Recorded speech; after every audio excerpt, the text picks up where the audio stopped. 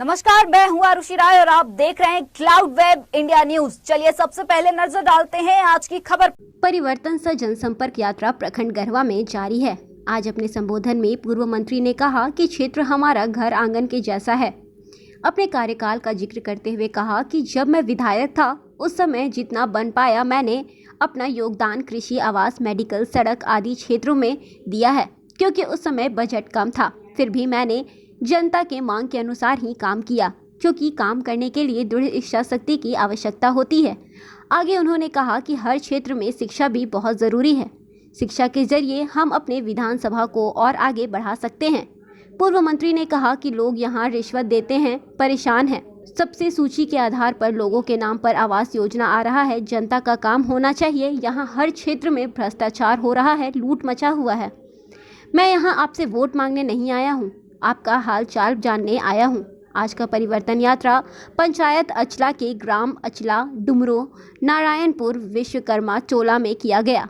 कार्यक्रम में मुख्य रूप से महावीर महतो, रामगति महतो, कुदरत अली, रामचंद्र महतो, दिलीप महतो, रामधनी राजवार, सुबोध मेहता सहित सैकड़ों में ग्रामीण जनता उपस्थित थे। असल में एक रिलेशन में हम लोगों के बहुत क्लोज थे। उनका तबीयत एक बैग खराब हो गया तो उनको ले जाके एडमिट कराया गया मेदांता में।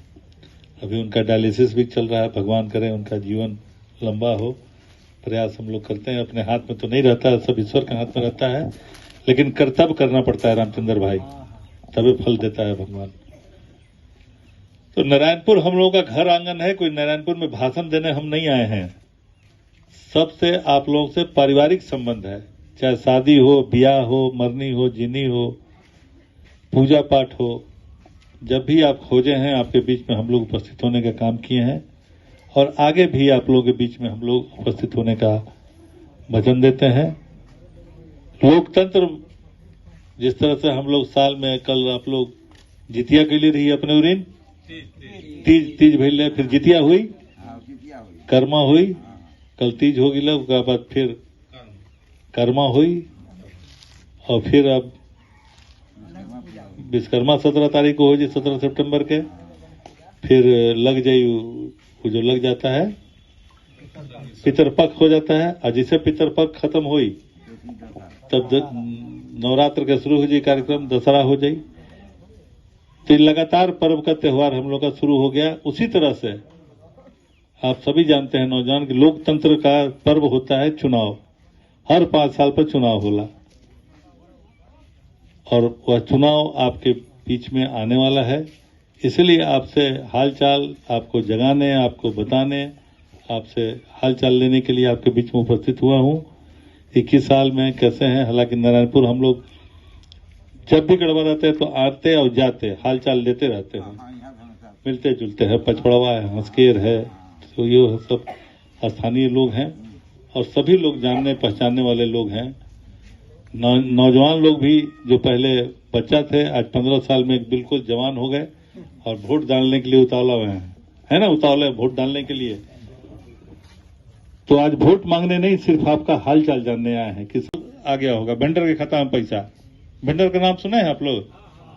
आप लोग सुने हैं भेंडर का नाम? क्या कर रहा है भेंडर बताइए। आप तो तेज आदमी हैं, जानकार हैं। हम लोग समय था ये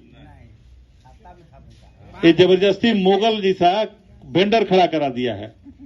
तो 65% कमीशन ले रहा है।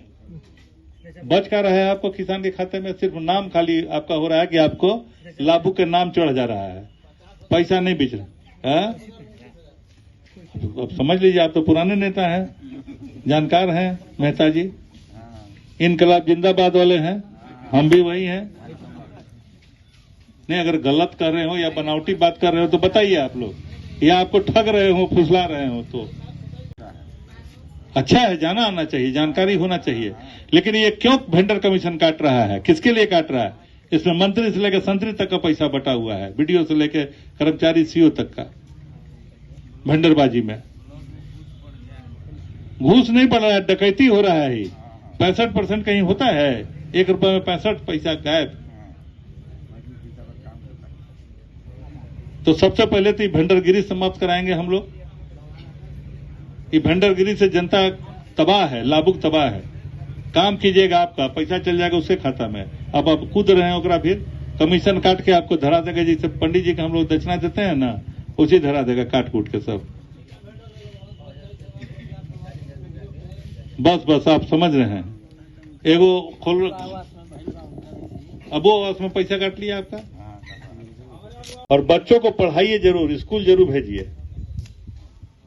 आप लोग तो गरीबी पार कर लिए रामचंद्र भाई, लेकिन आने वाला पीढ़ी गरीबी न झेले, इसके लिए हम कह रहे हैं कि जब पढ़ेगा तब अधिकार, उसको पता लगेगा कि हमारा अधिकार क्या है, और तब उसको गरीबी दूर होगा।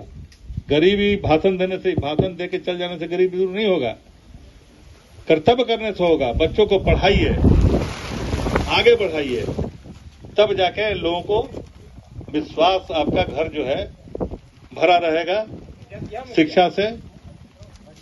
तो इन्हीं शब्दों के साथ आप सबों को बहुत बहुत धन्यवाद, आभार प्रकट करते हैं और पुनः मिलने का वादा करते हैं। बहुत बहुत धन्यवाद। जय हिंद, भारत माता की। धन्यवाद। दिन भर की खबरों से जुड़े रहने के लिए सब्सक्राइब करें हमारे channel cloud web India news को, और हाँ, नोटिफिकेशन की घंटी दबाना न